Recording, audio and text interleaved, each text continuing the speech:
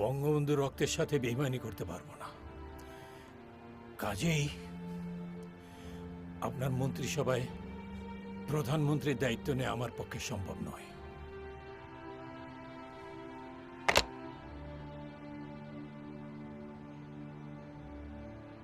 আমার নেতা নেই, আমার কবি নেই, আমার মুজিব ভাই নেই, কাজে আমিও নেই। আহা কামরুজ্জামান ভাই, আপনি বুঝতে পারছেন না কেন? রাজনৈতিক প্রয়োজনে শেখ মুজিবকে সরিয়ে দেওয়া হয়েছে।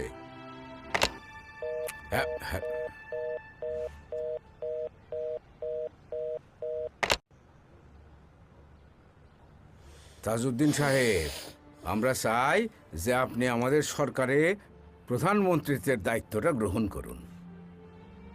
আমি রাজি আছি, আলহামদুলিল্লাহ। সত্যই আপনি রাজি আছেন? কিন্তু আমার 3টি শর্ত আছে। আপনি যদি শর্ত 3টি মেনে নেবার লিখিত প্রতিশ্রুতি দেন, তবেই আমি প্রস্তাবটি গ্রহণ করব। বলুন বলুন, আপনার যে কোনো শর্ত আমরা পূরণ করব। প্রথমত, বঙ্গবন্ধু শেখ মুজিবুর রহমানকে জাতির পিতা ঘোষণা করতে হবে।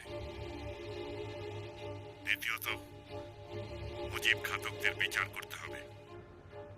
রাষ্ট্রের প্রেসিডেন্ট হবেন নিয়মতান্ত্রিক প্রেসিডেন্ট। প্রধানমন্ত্রীর কার্যক্রমে তিনি হস্তক্ষেপ করবেন না।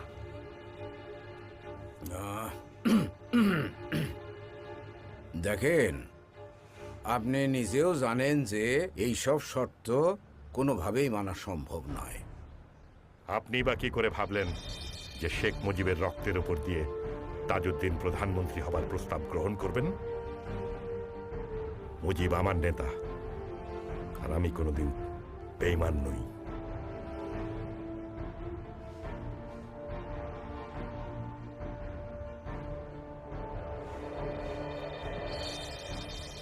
সৈয়দ শাহ, ভাইস প্রেসিডেন্ট হিসেবে আপনিই কন্টিনিউ করেন। আপনার কিচ্ছু হবে না, সরকারে আসেন। যেখানে বঙ্গবন্ধু নেই সেখানে নজরুল থাকবে কেন?